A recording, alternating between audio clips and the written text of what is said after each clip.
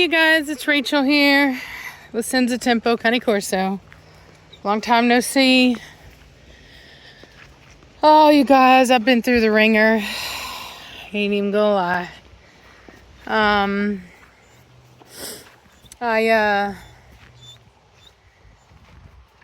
Shoot. I've been in a depression.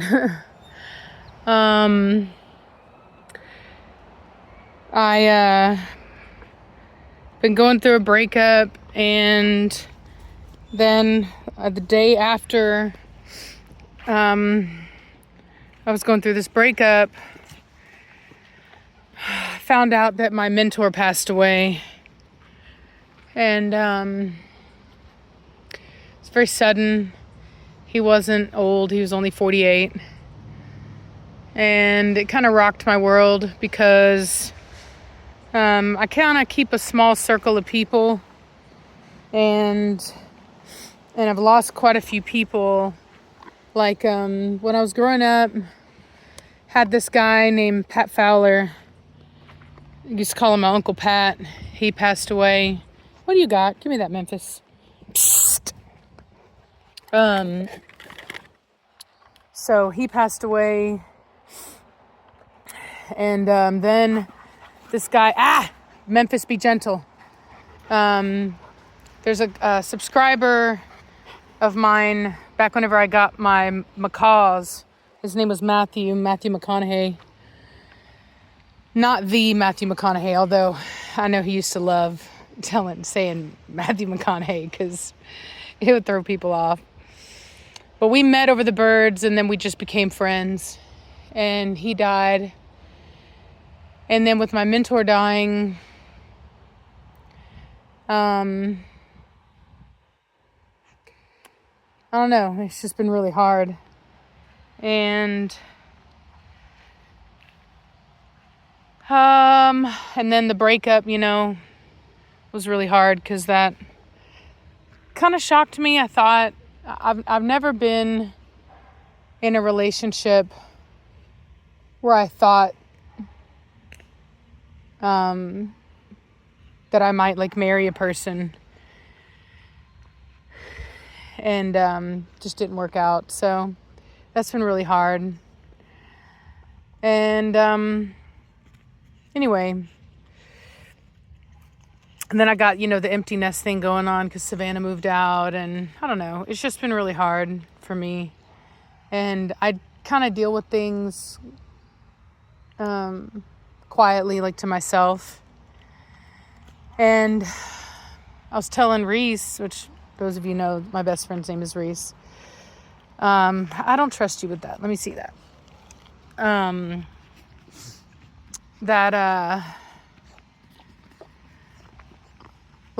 Normally I go through things and it fades and it goes away.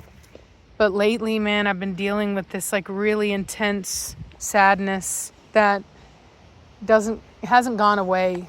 And to the point where used to be, I was such a homebody that I was like, I got to get out if I'm going to date anybody. And now it's the last place I want to be is home. Which is not like me, really. And so I've just been taking care of my dogs, doing what I need to do. And then I've been walking a lot. Of the one positive thing is that the breakup, I couldn't eat for a while. And I don't know what it did, but something clicked in me. And I don't know, eating has used to be, I would I was one of those people that wouldn't eat a lot during the day, and then I would fast throughout the day and then eat. And then it would kind of be hard for me to turn that button off after it was on, but it hasn't been hard anymore. So I've lost close to 30 pounds, and it hasn't even been hard. It's not even really been work, which is good. I'm glad. I feel very blessed because that's always something that I had wanted. I had prayed about a lot for God to take that from me. And that's, a good thing.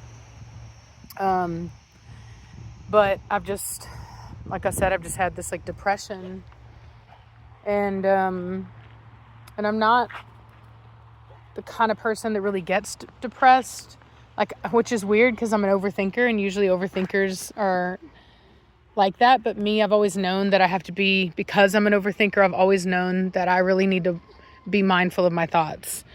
And so I would always go out of my way to not allow myself to obsess over negative thoughts or to really go there. You know what I mean? Like, if it's something I can't control, then it's better to just let it go. And so that's what I try to do. And but like I said, I mean, my circle is getting really small, and I told my friend Reese, I was like, girl, you can't go nowhere. You gotta stay, because I say, you're the only thing keeping me here. Like, I don't got nothing else, you know? Anyway,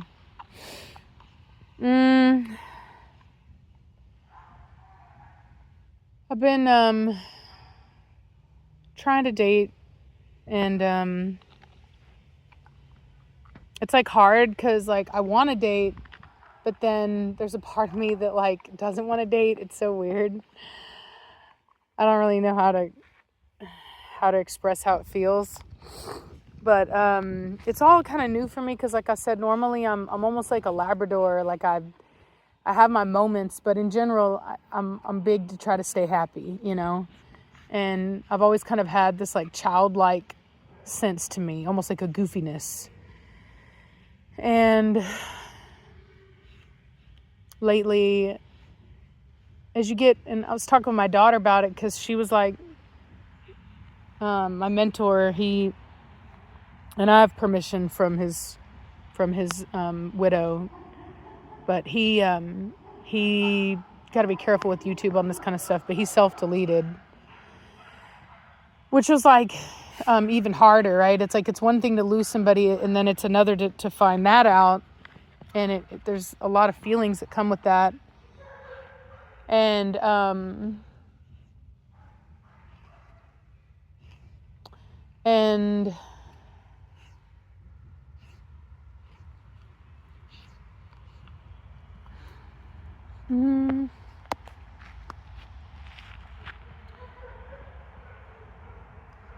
I think the older, I was just talking to my daughter about it. She's like, God, I thought that that's like younger people. And I was like, no, honey, when you're young, you can get emotional and you can react to something, but you have the rest of your life. You know what I mean? You have the hope of everything else to kind of keep you grounded and give you hope. But when you get older,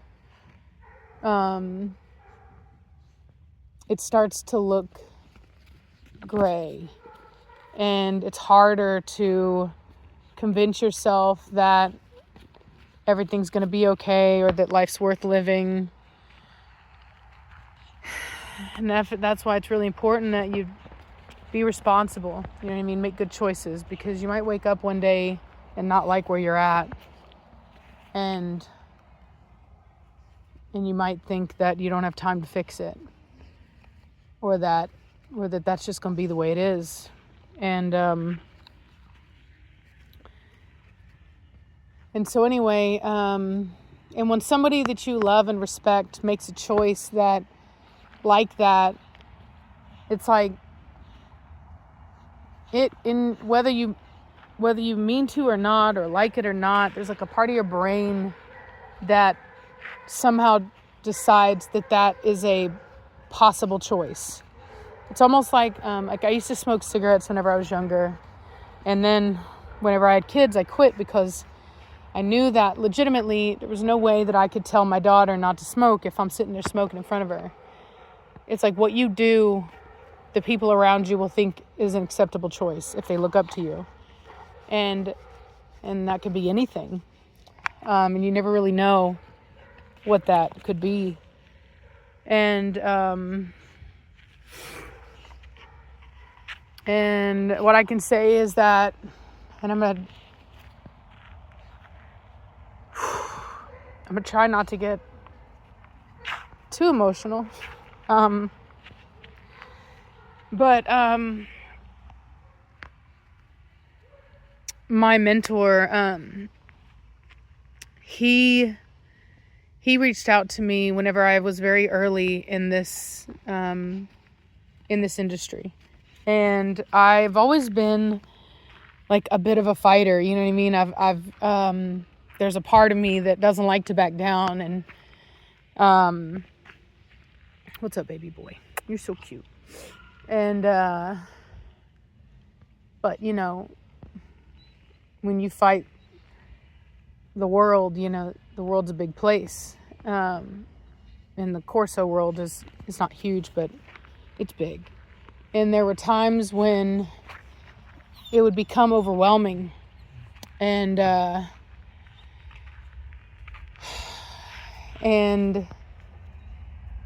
he would reach out to me. You know, he would see it and he would know, and he would reach out to me and ask me if I was okay. And he would talk to me, tell me things about these people that were coming after me and things he knew, and not just like trying to tear them down, but just trying to help me to see that they weren't the people that I'm sure that he thought I imagined them to be in my mind. And I wouldn't be where I am today if it wasn't for him. And he was more like a father figure to me, despite the fact that I'm only 42 and he's 48. But he's very wise for his age. And he was always so strong. And it seemed like nothing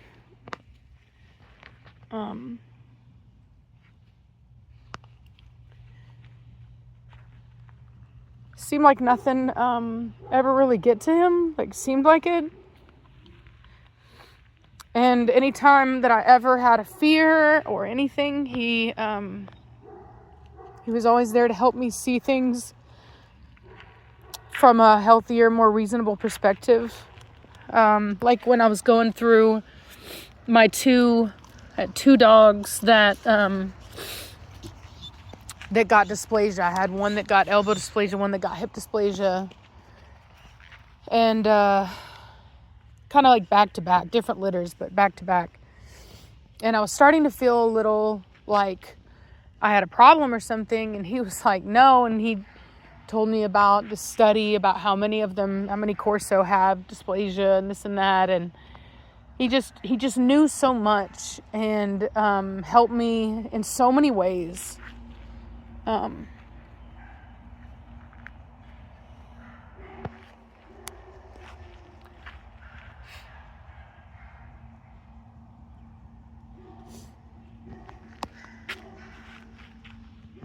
And I just miss him a whole lot.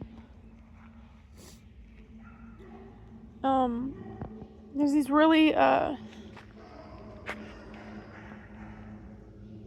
very kind people that I've known over the years. And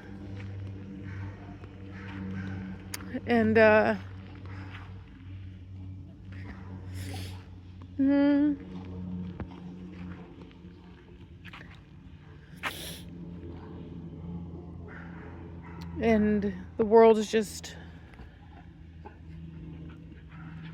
a little darker without them here.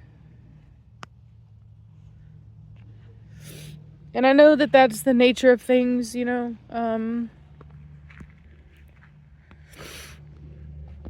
That's life, right? Like, nobody gets to stay here forever.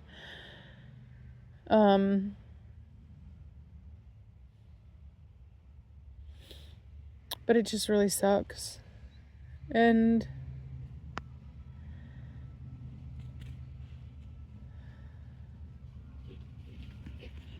so, my mentor is the one that bred Preacher's parents. My old dog Preacher helped me a lot with Preacher. I mean, I just would not be where I am. He was willing to tell me the things that everybody else is too scared to talk about because nobody trusts each other. And he was old school. You know, he's from a generation tougher than ours. Like a true dog man. And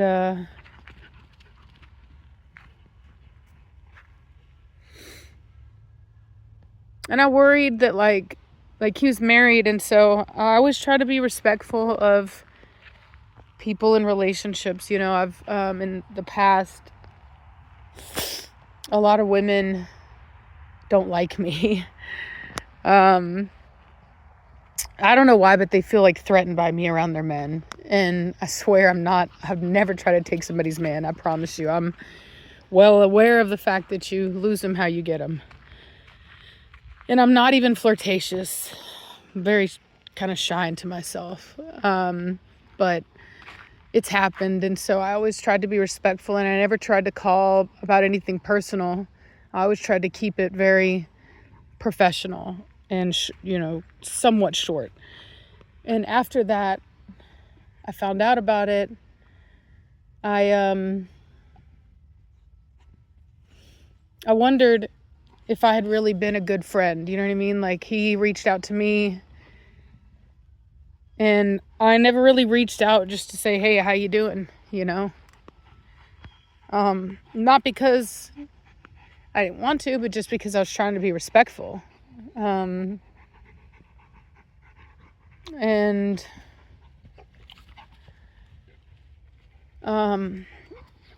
never know what somebody's going through.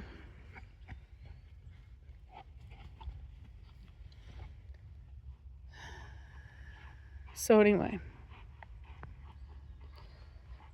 I'm trying to get out of it. I'm trying to keep trying to come back here, but it's been a really hard season for me lately. And I'm not good at like being able to just put aside how I feel and just like, put on this happy face and act like everything's fine. It's just not who I am.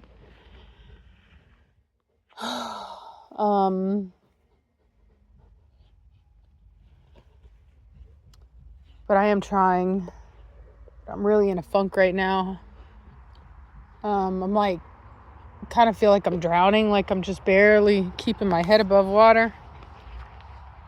And to everyone around me, I seem fine because I'm like that. I'm good at it's like a thing in Texas when I was raised. It's like, no matter what's going on, you just put your head down and you just keep working, and you keep working and you keep working. And as they say, like, this too shall pass.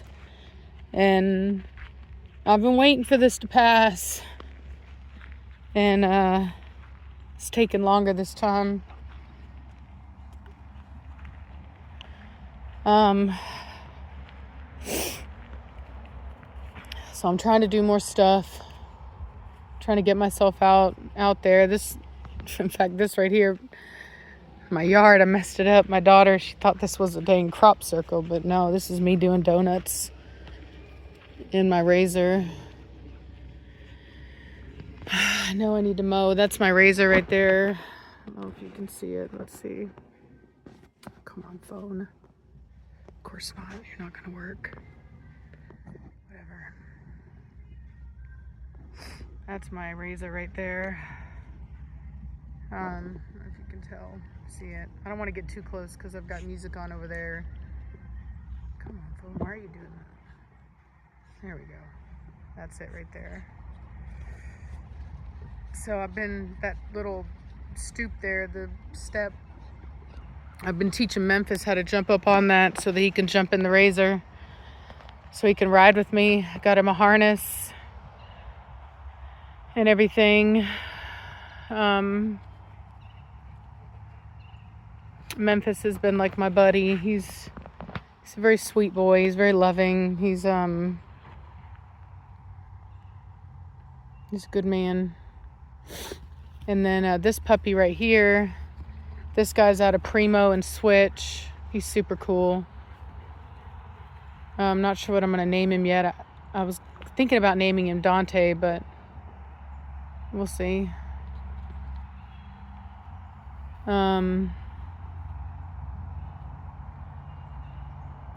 Anyway,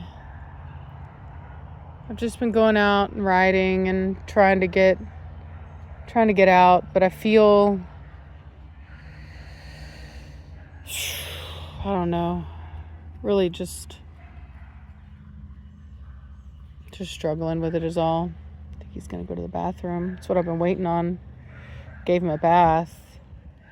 Ooh, got the loose ones. I did just give him warmer, so.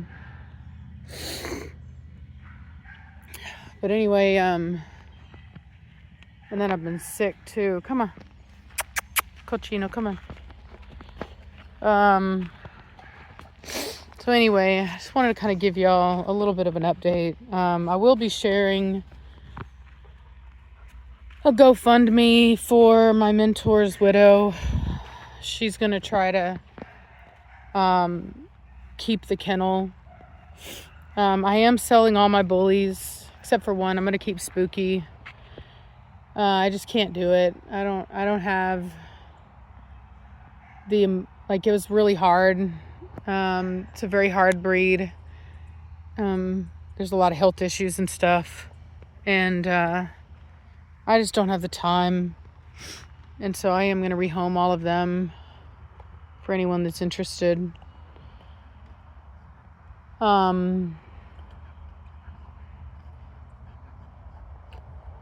anyway, pray for me. I'm struggling right now.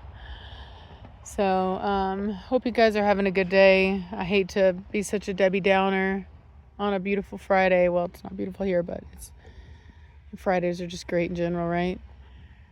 But I'm just trying to make it right now. Trying to keep both feet here.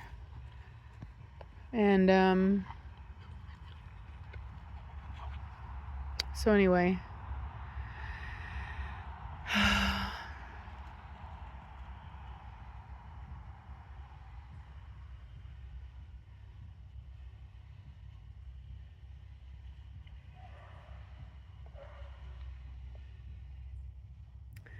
Well, I'm gonna let y'all go. I hope y'all are having a good day. When I get that GoFundMe, I'll post it for you guys. If you want to donate, you can. Like I said, they're trying to keep the kennel alive. I think they're gonna rename it, just do a fresh start, considering everything. But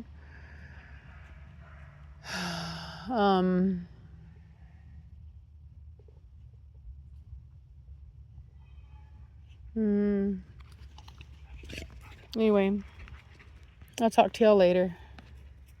Bye.